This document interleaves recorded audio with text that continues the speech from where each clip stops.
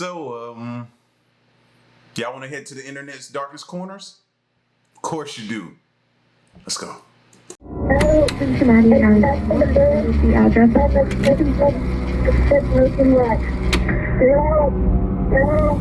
Cincinnati 911. I'm still outside the 7 Hills parking lot. It's 3:16 p.m. on April 10th, 2018. A 911 operator receives a call from 16-year-old Kyle Plush, who had just experienced a freak accident. In the minutes prior to this call, Kyle had just arrived at the 7 Hills School in Cincinnati, Ohio for a tennis match. He had been driving a 2004 Honda Odyssey, a minivan that featured 3 rows of seating, with his gear for the day's match being stored in the very back. In order to retrieve it, Kyle climbed to the back of the vehicle and reached over the 3rd row seating, extending his body as far as it could go in order to grab his equipment, when suddenly, the seat's folding mechanism was engaged, causing it to collapse into its storage position, taking Kyle with it. In an instant, he was pinned and completely unable to move, as he was now trapped in the car upside down, not even being able to move his arms and hands enough to grab his cell phone. Though luckily, his phone had Siri, which he would call out to call the police. Hello? Hello? Hello? Where are you? Hello? Where are you? I can't hear you. While on the phone, Kyle couldn't hear anything given how far away he was from the device, but he stated as clearly as he could that he was in dire need of help. Due to the position he was stuck in, he was already struggling to breathe, and he knew he was likely not going to survive much longer, which he made very clear to the operator. I'm in desperate need of help. Hello? I'm gonna die here. Less than 1 minute later, the call would cut out.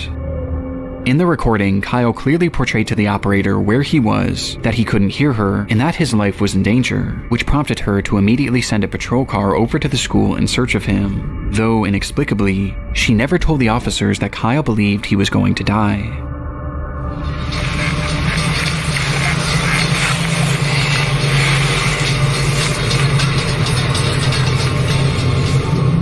Not understanding how dire the situation was, the officers that pulled up to the scene didn't even bother to stop the car. Instead, they simply drove throughout the parking lot, unsure of what car was Kyle's. They didn't even bother to turn down their music or crack a window.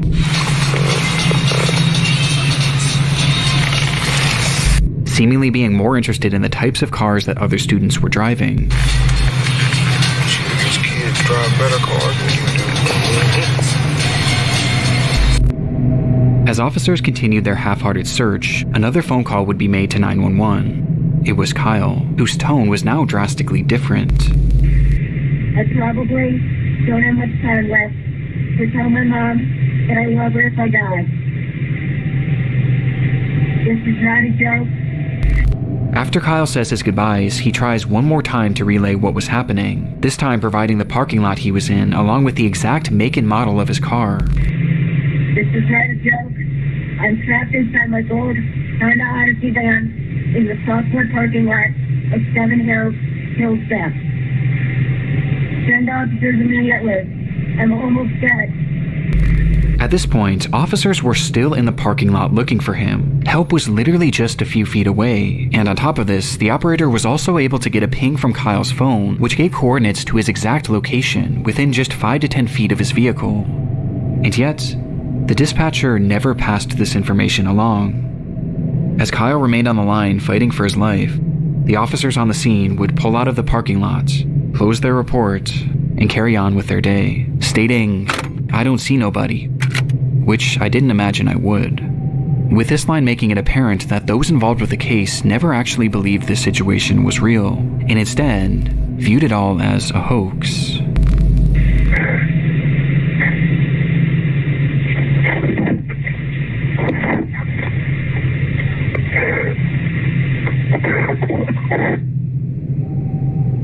Just minutes later, Kyle would go quiet, and the phone would disconnect for a final time.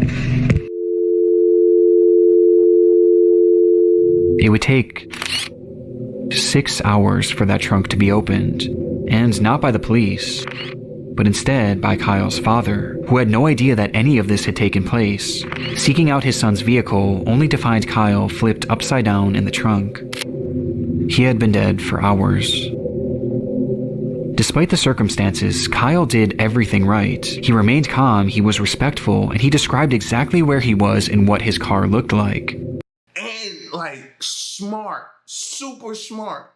Thinking of you serious. Like, how smart was that? You would think coming up with that, he was destined to get out of that jam he was in. All for them to just ride through the parking lot, bro. What happened to taking all 911 calls seriously? And how is information not being passed along? Yo, this is tragic, bro. And for that, my heart goes out to that dad, bro. I can only imagine how he felt upon walking up on that van and seeing his son like that. And yet, the police never really bothered to take his case seriously, instead believing that this was all just a prank.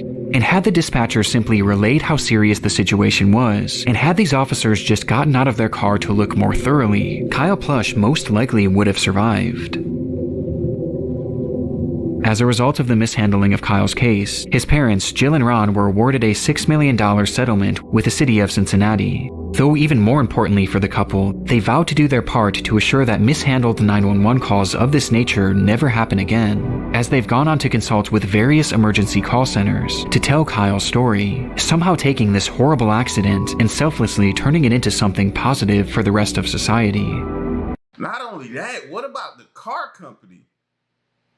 Like, they should be working with them as well to try to figure out how does that something like that happen, and how do we ensure nothing happens to nobody like that ever again?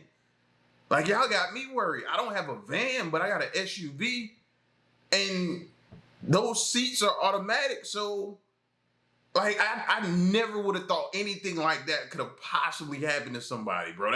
That's one of those freak accidents that you can't even account for. I wonder if the car company released a statement or addressed the situation or anything. Today, these phone calls remain relics of a grave error made by law enforcement, and a life that never should have been lost, with these recordings now being forever immortalized in the internet's darkest corners. This piece clearly shows the metamorphosis possible using computer graphics. We're going to play a game! Is it hide and seek? Yes, it's hide and seek! I am sick and devastated.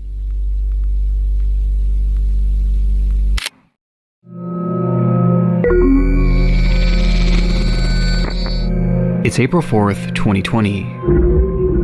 A man living in Baltimore, Maryland goes live on his Facebook page announcing that tonight would be another one of his famous game nights. At this time, the COVID lockdown was in place all across the United States, and practically everyone was cooped up indoors, with little opportunity for real socialization. But for 24-year-old Ernest Wilson and his friends, this didn't stop them from having a good time. Ernest often hosted parties featuring childhood games like Monopoly and Uno, adding in his adult flair by turning them into drinking games, with one game in particular being top of mind that night: hide and seek. The evening began with Ernest inviting his Facebook friends to the function, letting them know that this time the game night would be held at an Airbnb rather than in his home, though he never gave out the address, as this was a closed invitation event, which he made very clear on his page. Please don't show up with nobody I didn't personally invite if we didn't discuss it first. They're going to get left outside. Ernest took this so seriously that at one point he even called out one of his viewers, stating outright that they were not allowed to show up under any circumstances. You're not invited. You're not pulling up on me. The person who just joined. If you're still watching, you're not invited. Because you don't fucking listen, and I'm gonna bang you in your mouth next time. However, it was never revealed who exactly this person was, or why Ernest expressed such hostility towards them. From there, Ernest would start and stop his live stream a few different times, showing the progression of the party, which ended up with a decent turnout.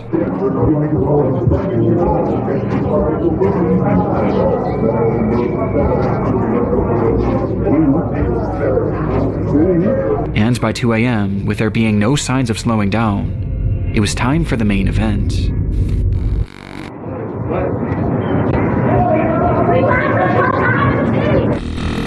About to play hide and seek, This was the caption for Ernest's final live stream of the night, which shows his group of friends preparing to play the game, turning off all the lights in the house before Ernest himself steps outside, assuming the role of the Seeker, beginning his countdown as the camera keeps rolling. 1, 2, 3, 4, 5, 6, 7, 8, 9, 10, 11, 12, 13. I can hear y'all. 14, 15. I can see y'all. 16, 26, 27, 28, 29, 30. Because I'm tired of fucking counting. Ready or not, here I come. Yo, this feels like a horror movie or something about to go down, bro. Like, my heart is beating and everything like that. After a long 30 seconds, it was time to find his friends, with Ernest starting his search inside the home. Ain't nobody in the bathroom. I didn't think about it. What the fuck? Oh, alright. His ass.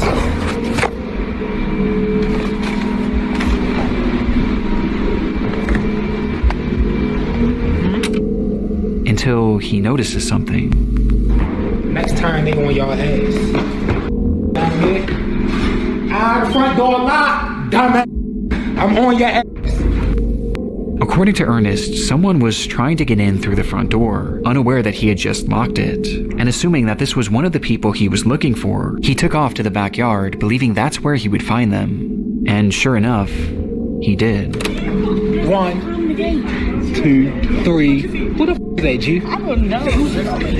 Get your dumb ass on the other side of this gate. Who the fuck? Ernest flips the camera around, revealing a man hopping over a gate to the backyard. He had no idea who this person was, but he seemed to assume that they were likely just trying to get into the party, not really taking it too seriously, hence his joking attitude. Though his attitude would soon shift drastically. Dumbass nigga. This can't be one of my friends. Fuck on the ground. Hey, Pod! Flash it up!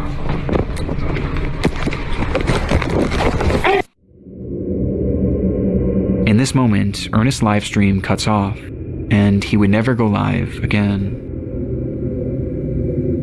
According to those at the party, this unknown man hopped the fence and brandished a gun, stating that he was there to rob the place, being followed by one other person whom the group also failed to recognize. Ernest tried his best to run, but was eventually caught in the house, where after a few minutes, and for reasons unknown, the man seen hopping the fence fired his weapon, striking Ernest twice and ending his life. The killers quickly fled the scene without harming anyone else, or seemingly without even taking anything. The footage is highly disturbing, knowing that we're witnessing the final moments of a man who was just having some fun with his friends. But what makes this so much darker is that we have no idea who this person is, or why they did what they did. Even after 4.5 years, Ernest Wilson's killers have yet to be identified. But how did they know the location though? That had to be somebody he thought was his friend that was in that house dancing and cackling and laughing that set him up. That's what I'm thinking. How else they know the location? He wasn't giving it out. Like, oh man, this is why I don't trust people now. I don't trust people. People will set you up. And you just, oh my God, bro, I feel so bad for bro, man. That's horrible. Wow. Detectives working on the case have theorized that this was likely a robbery gone wrong, potentially spurred on by Ernest's posting habits, as to put it bluntly, he was a drug dealer, as on his Facebook page he often showed off huge amounts of his product, including during a live stream he did on the very day of this party. And also on the same day, Ernest had made a post about how much cash he had on him, essentially putting a target on his back. Online, some have theorized that this botched robbery may have been committed by the person that entered Ernest's livestream earlier that night, which caused him to have that intense reaction. You're not invited. You're not pulling up on me because you don't fucking listen, and I'm gonna bang you in your mouth next time. Though to my knowledge, this person has never actually been tracked down.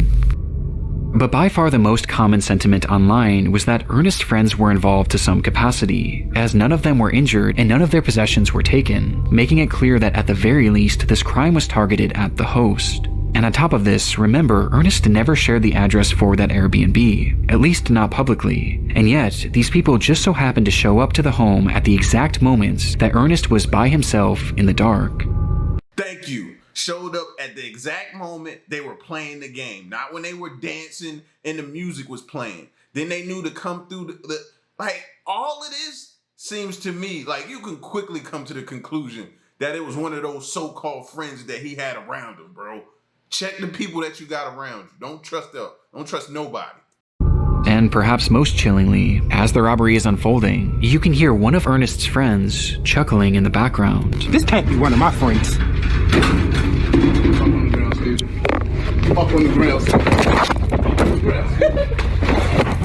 Though as concerning as this is, it's sadly far from conclusive, and to this day it appears that Ernest's case is slowly being lost to time, leaving us for now with only questions, and one of the more disturbing live streams I've ever seen.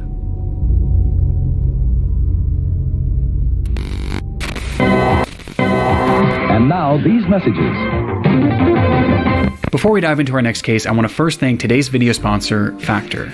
The order, there's no even is the top for me and either. As evidenced by the previous case and several others discussed throughout the series, live streams are often a hotbed for disturbing moments online, and when researching Ernest's final stream, I came across yet another example of just how dark things can get when the cameras go live. It happened on January 22nd, 2017, when a 14-year-old girl named Naika Venant went on Facebook Live with a caption. In the stream, Naika discussed how difficult life had been. Throughout the years, she had been placed in and out of countless foster homes, where her treatment ranged from poor to straight-up abusive, with this constant mistreatment leading her to just want it to be over already. And based on the title of the stream, it was clear what her intentions were going to be. As the livestream progressed, hundreds of people flooded into the video to see what exactly was going on, as word quickly spread that something horrible was about to happen, though you wouldn't know it by looking at the chat. According to many watching, those in the comments had no sympathy for the girl, as many actually mocked her, calling her names, and even commented laughing emojis, as she desperately tried to open up, with those same commenters viewing this not as a cry for help, but as a cry for attention, outright pushing her to carry on with these intentions. And tragically, she did, all while the camera remained rolling. However, even after she followed through with this, the behavior of her chats didn't stop. Whether they assumed it was fake or just didn't care either way, the hateful barrage of insults actually got even more vile once she had obviously passed away. And this went past just words, as people who knew her actually began making parody videos of the girl, replicating the position she was dead in, all while her livestream continued running. It would take over an hour before police would finally be called and retrieve her body, with the stream being shut down by Facebook shortly before. It was an awful situation all around, but what I found most saddening about this was her final reason for doing what she did, as she stated simply that she just wanted to be with her real mother, who she loved so dearly. And this was something that seemed to be the plan all along, as her mother, Gina Alexis, claimed that she too desperately wanted to be reunited with her daughter. And following her daughter's highly publicized death, Gina actually came forward at a news conference to discuss the tragedy. Her biological mother broke down while speaking about her daughter's death. She dreamed of one day being reunited permanently. I have trusted Florida foster care people to care for my baby. Where she blamed the entire foster care system for everything that had happened, believing that they didn't do a good enough job of keeping her daughter safe, and they failed to try and reunite her with Naika. Because of the obvious emotion involved and the overall shocking nature of this case, the news report would quickly go viral, leading to widespread support for the grieving mother. However, this also caused some people to look a bit deeper into what exactly led up to this livestream, for which one piece of information was brought to light that somehow made this case even more upsetting. On the day that Naika's life came to an end, it was revealed that her mother was actually in the stream watching before and after it happened, seeing her own daughter having this mental breakdown, as well as seeing all those people in the chat mocking her, which made people feel even more sorry for Gina, as her plight was unimaginable. Though this wasn't the only revelation to come forward, as it was soon realized by the investigators looking into Naika's case that Gina had not only witnessed all of these people laughing at her daughter and egging her into ending her life, but she had also joined them as well. No way. No way. No way. No way. No way. No way. You just put on one of the best Grammy Award winning performances. You deserve an Oscar sitting there, and you were actually joining in, egging her on. You gotta be kidding me, man. This world ain't real, bro. This place ain't real. This place can't be real that I'm living in, man. It can't be. I'm losing it. Hashtag ADHD games played, you sad little DCF custody. That's why you are where you're at. For this dumb shit and more, you keep crying wolf. You dead, you will get buried, life goes on after that doesn't listen to their parents, trying to be grown, seeking boys and girls' attention instead of her books. In a live stream where one of the last things Naika ever said was that she desperately wanted to be reunited with her mother, that same mother was not only watching, but actively pushing her to follow through on her plans, leaving this comment where she outright says that it doesn't matter if you live or die, life goes on. And it got even worse. The media also discovered that the reason Naika had been removed from her custody to begin with was because Gina had beaten her 30 plus times with a belt when she was only 6 years old. On top of this, Gina often texted Naika saying that she wanted nothing to do with her, despite the young girl frequently reaching out and begging to be part of her life. Eventually, Gina would tell Naika's caseworker that, "The girl is y'all's problem, I'm done with the games," before sending Naika middle finger emojis when all she did was ask to see her brother. And this is all amongst other things that are far more horrendous that I really don't want to get into. And yet, after Naika's death, Gina had the audacity to go on television in an attempt to garner sympathy for a death that she clearly contributed to, saying that all she wanted was to be the girl's mother, despite rejecting her at every turn. And honestly, this is where I thought this entire story would come to an end, until I noticed something strange when I was editing this video. Naika's Facebook page is still active. It's no longer posting anything original, but instead, the account is consistently reposting content from another page, a page run by Gina. After Naika's death, Gina seemingly seized control of the young girl's Facebook account, where she now posts her own content, which includes her attempting to defend the fact that she gave up on Naika. Tell me what mother would accept a 13 going on 14-year-old in and out of detention centers, going to jail or getting arrested while in foster care. As well as her responding to those who blamed her for her daughter's death. People be like, you heard the rumors going around about you? And I did. But they forgot to tell you one thing. That I don't give a fuck.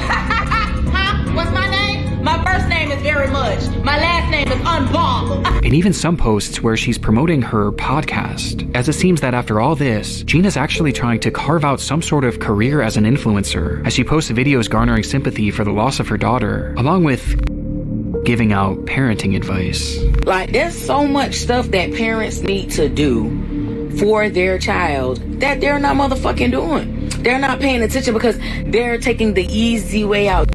With all this making it even more obvious that Gina has little to no remorse for what she did.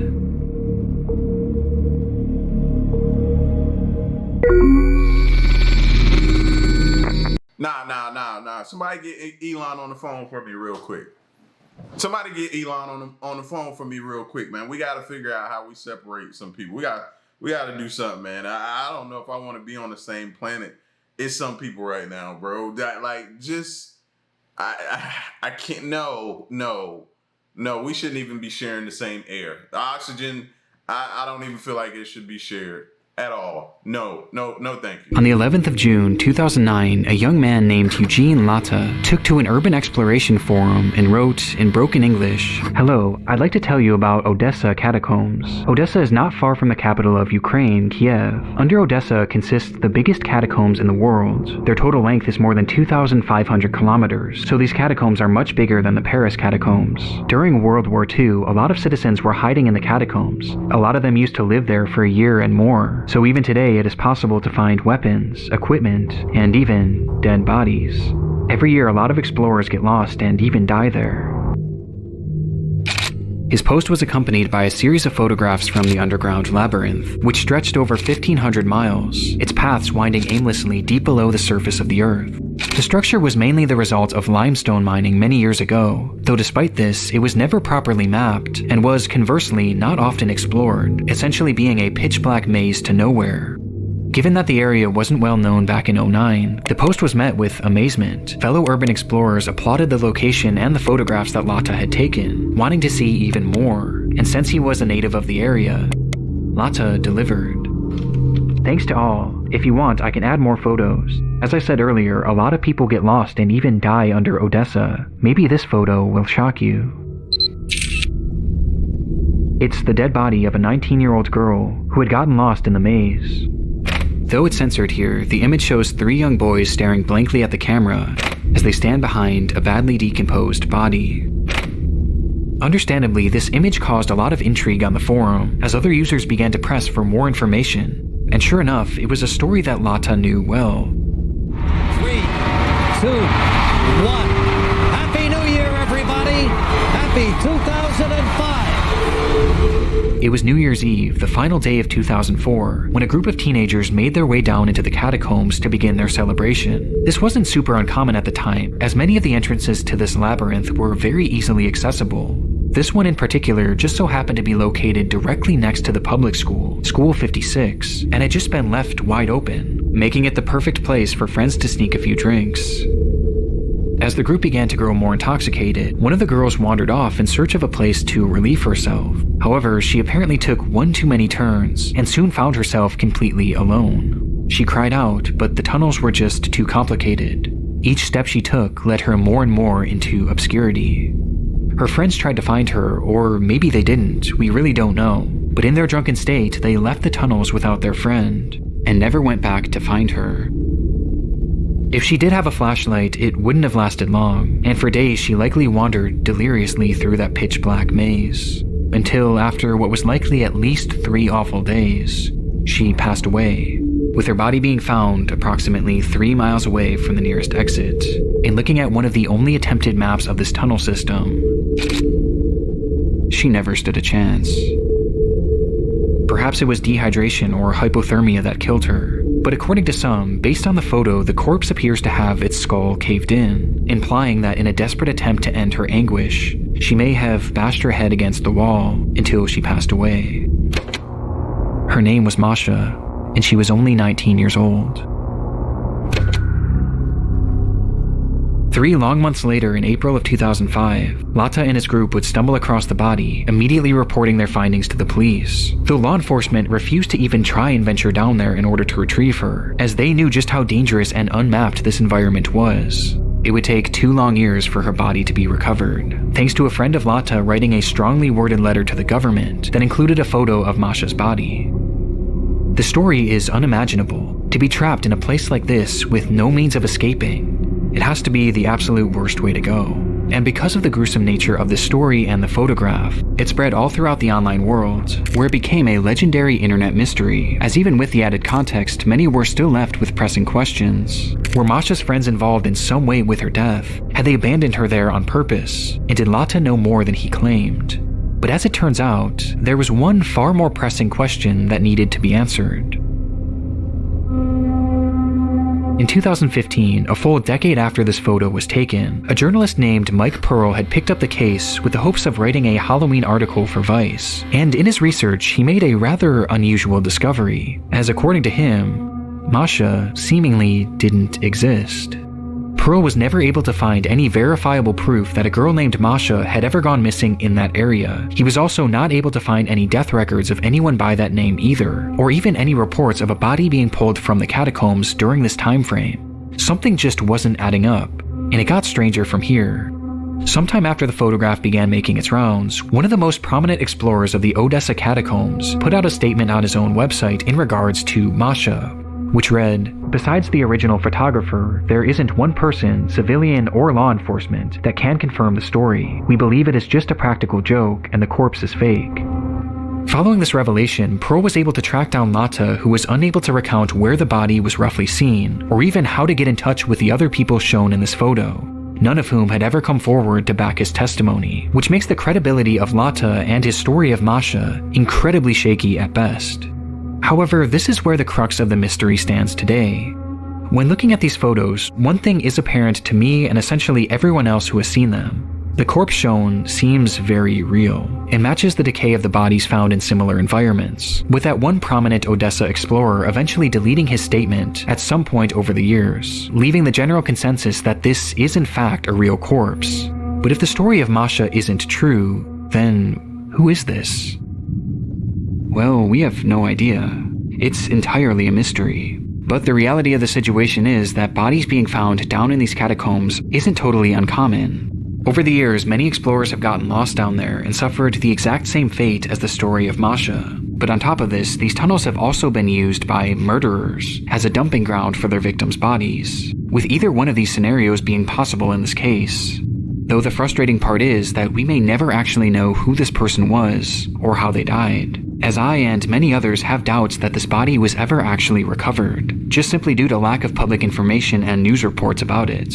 And instead, the reality is that this corpse is probably still down there somewhere, and has simply been lost to time, as sections of the catacombs have been known to flood and cave in, sealing them off from the outside world forever. So for now, and potentially the rest of time, the story of Masha will remain an internet mystery.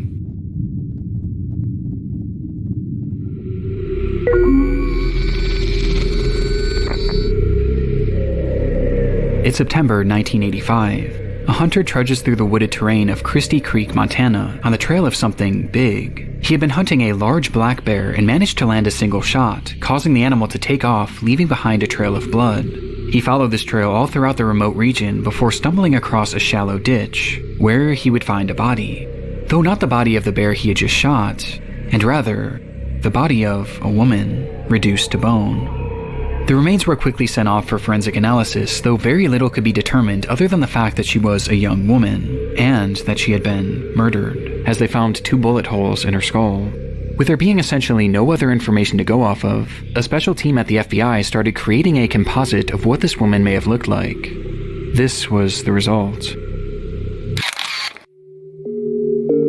This was their first attempt at depicting this Jane Doe, who they would later dub Christie Crystal Creek, though it wouldn't be their last.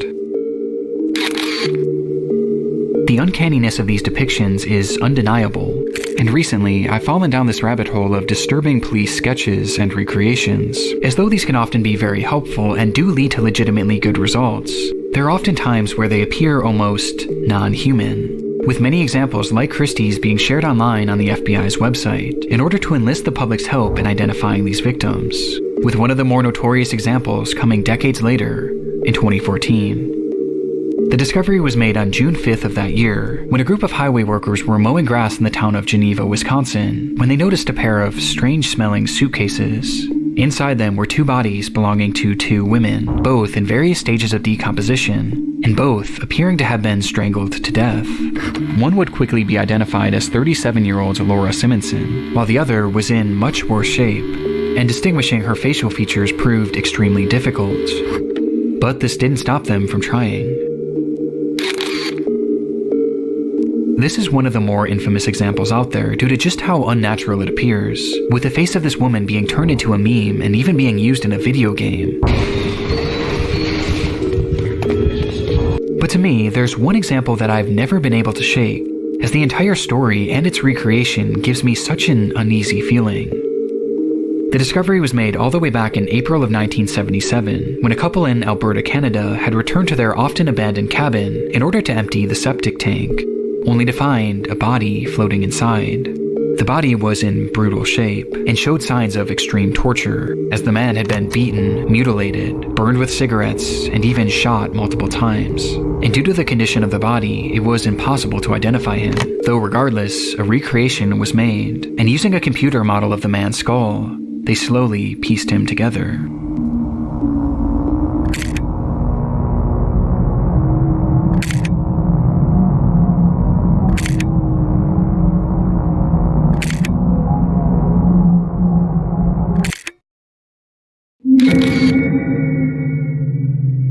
He would later be dubbed Septic Tank Sam. That has gotta be the creepiest sketch Why? I don't. I get why we're doing this, fam, but nah, bro.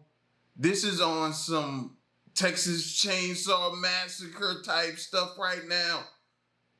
What? It's crazy. Yeah, I think I could have went the rest of my life not knowing they did this. I think I really could have.